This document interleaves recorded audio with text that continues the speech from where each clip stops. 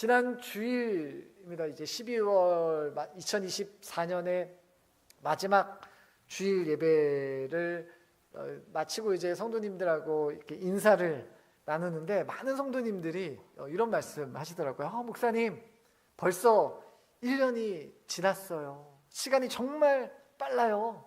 이런 말씀 하시더라고요. 여러분, 2024년 송구영신 예배 드린 지가 엊그제 같은데 벌써 1년이 지났습니다. 화살처럼 빠르다라는 이야기를 하는데 정말 1년이 화살처럼 빠르게 지나간 것 같습니다. 뭐 한 게 있나? 2024년에 내가 뭐 한 게 있나 싶은데 벌써 2025년 1월 1일입니다. 뭐 아무것도 안 한 것 같은데 이렇게 빨리 지나간 시간들, 그 시간들을 좀 이렇게 자세히 뜯어보면 아무것도 없지는 않았습니다. 우리가 아까 앞에서 1년을 좀 정리한 영상을 이렇게 보니까 정말 많은 일들이 우리 가창교회에 있었습니다. 뭐 여러분 잘 아시는 것처럼 연초에는 이제 청빙이 있어서 이제 4월달에 이제 4월 마지막 주에 이제 부임을 하게 됐습니다.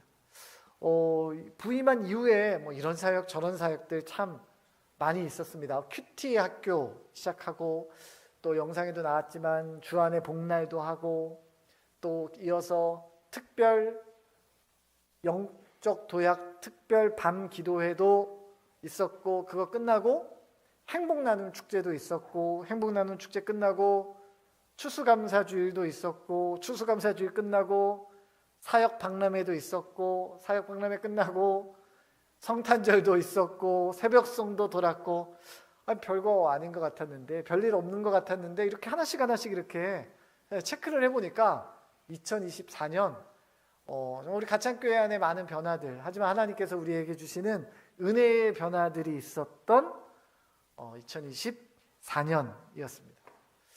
성도님들도 이렇게 빠르게 달려오셨지만 저도 정말 정신없이 달려온 한 해였습니다.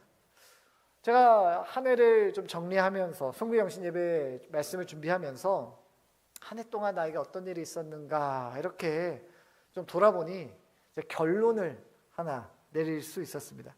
그것은 내가 한 게 아무것도 없구나 라는 결론이었습니다. 내가 한 게 아무것도 없구나. 내가 뭔가 좀 기를 쓰고 내가 정말 애써서 이걸 내가 이뤄야겠다 라고 여기까지 달려온 것이 아니라 정말 하나님께서 나를 이끄시는구나. 여기서 한 걸음 좀 더 나아간다면 하나님이 하시는 모든 일에 은혜 없이 되는 건 없구나. 은혜 없이 되는 건 없구나. 여러분 동의하십니까? 여러분, 하나님의 은혜 밖에는 해석할 수밖에 없는 삶이라는 걸 여러분 인정하십니까? 여러분 맞습니다. 여러분, 우리가 하나님의 은혜 이 단어 외에는 우리의 인생을 해석할 방법이 없는 것입니다. 때문에 우리에게 필요한 것은 그 하나님을, 내 삶 가운데 일하시는 하나님을 인정하는 것입니다. 인정하는 것. 자, 하나님을 인정한다라는 것은 무엇입니까? 좀 쉽게 말하면 이렇게 말할 수 있어요.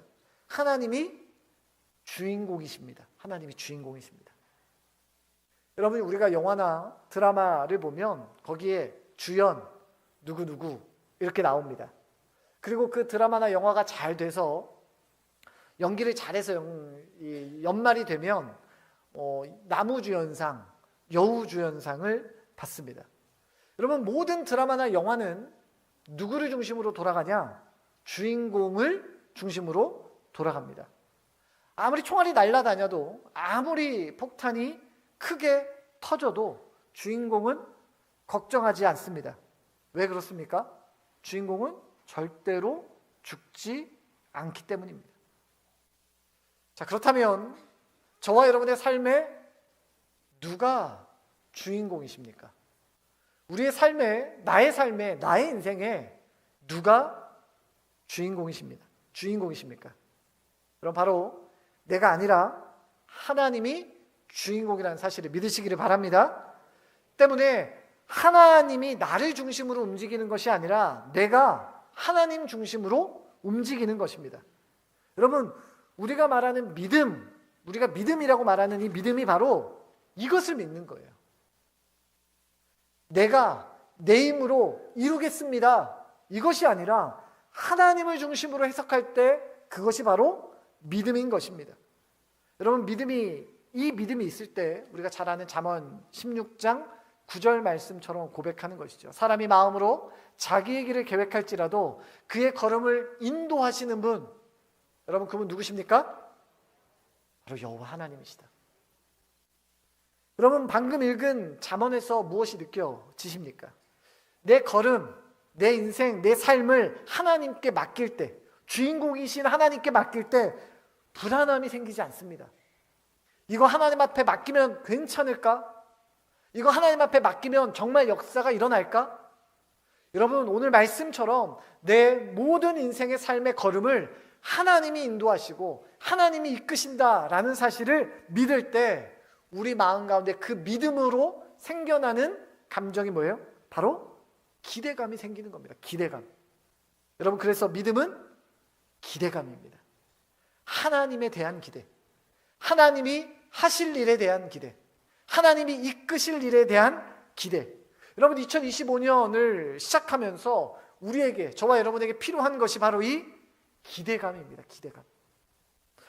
오늘 우리가 읽은 이 이사야 말씀, 이 시작도 어쩌면 이러한 기대감으로 시작을 합니다.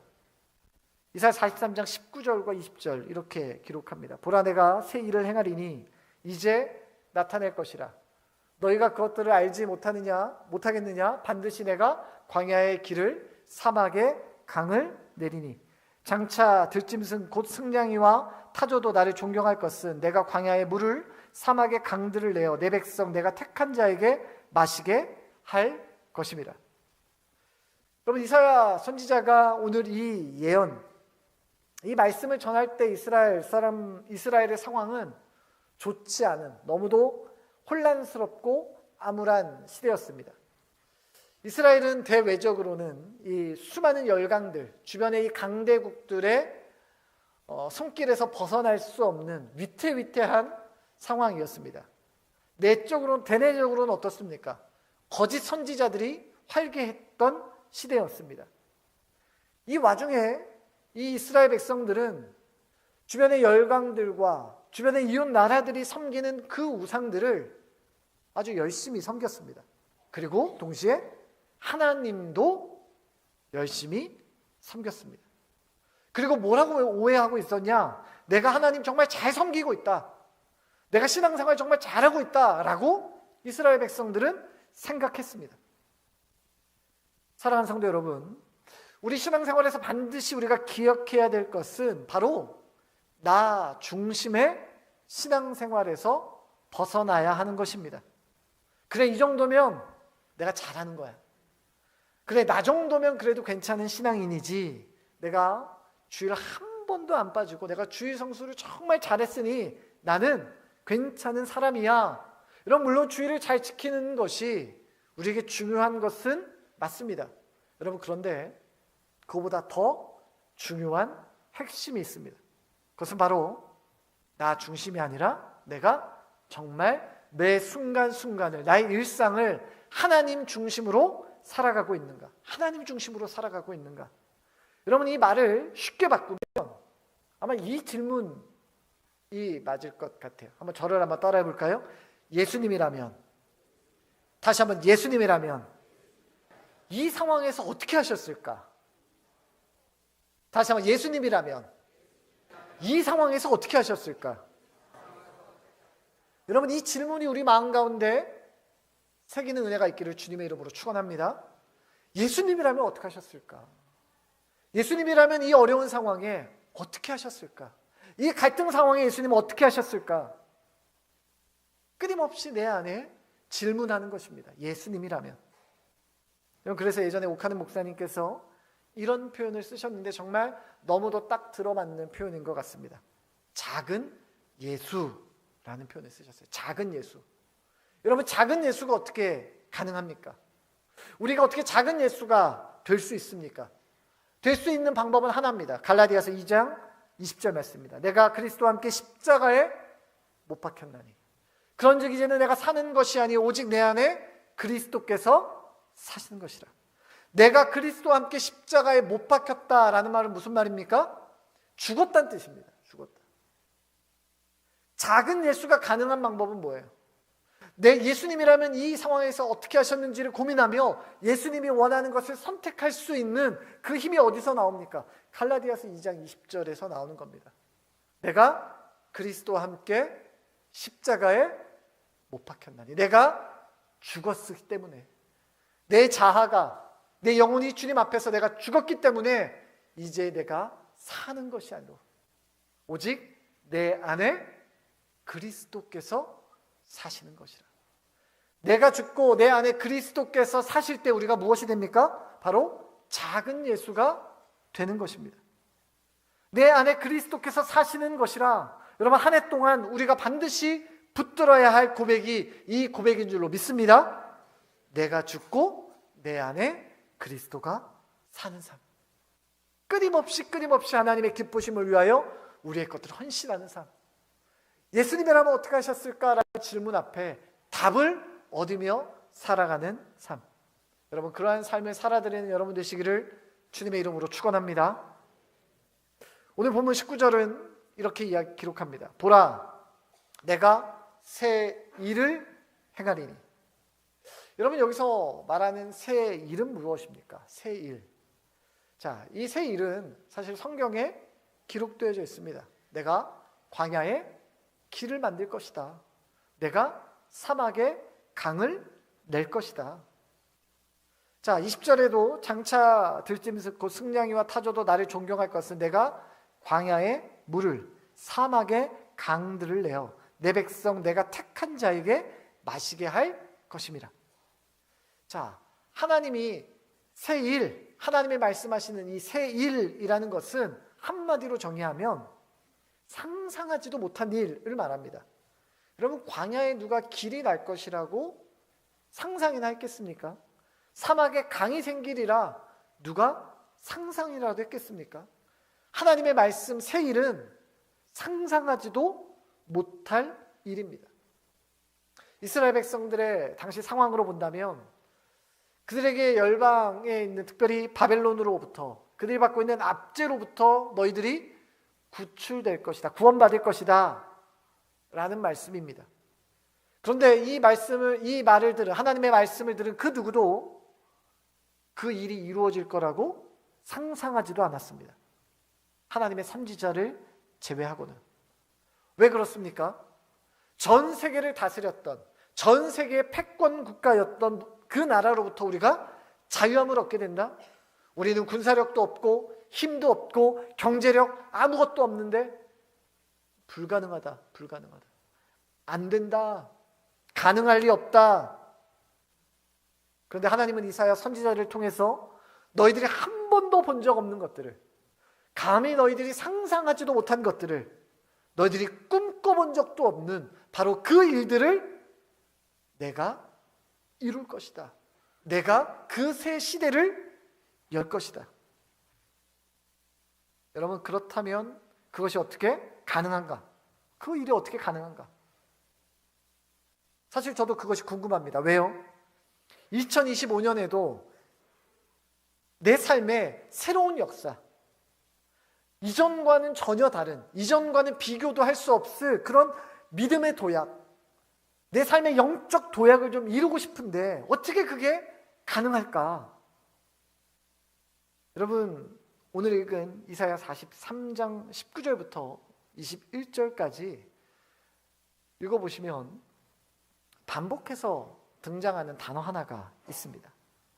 사실 히브리어 성경을 보면 좀 더 정확하게 발견할 수 있는데요. 무려 8번이나 등장하는 그 단어, 19절에서 21절까지 나오는 그 단어, 그것은 동사와 형용사의 주어가 모두 1인칭, 즉 나로 되어 있습니다. 나, 내가 할 것이다. 여기서 여러분, 내가가 누굽니까? 하나님이십니다. 하나님, 당신이 하시겠다는 거예요. 내가 하겠다는 거예요.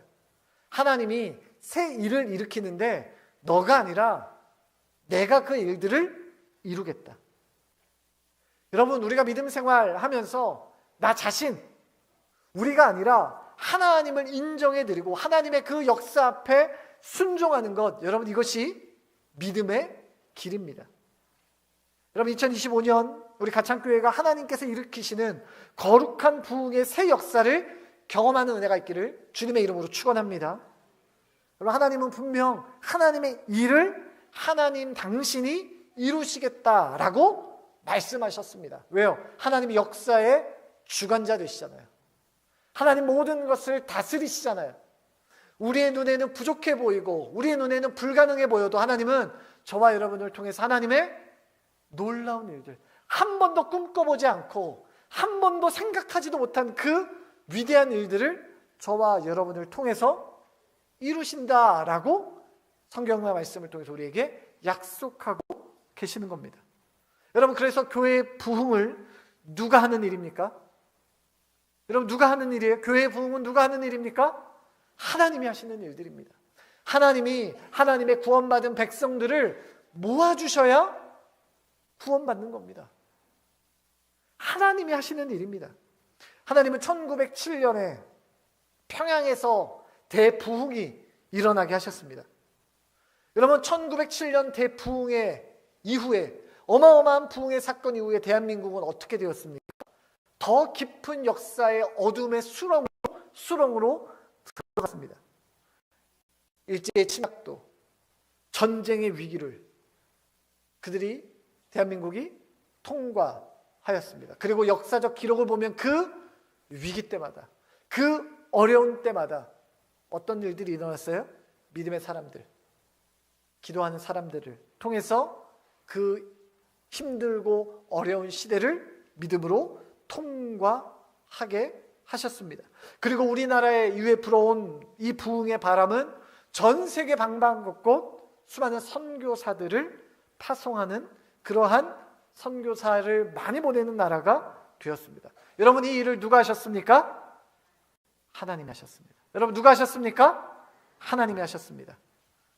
1952년 한창 전쟁의 폭풍이 일어나는 그때에 하나님은 정말 작고 연약해 보이는 한 교회를 세우셨습니다. 그리고 73년이라는 세월을 이곳에서 버티며 믿음의 공동체를 세우셨습니다.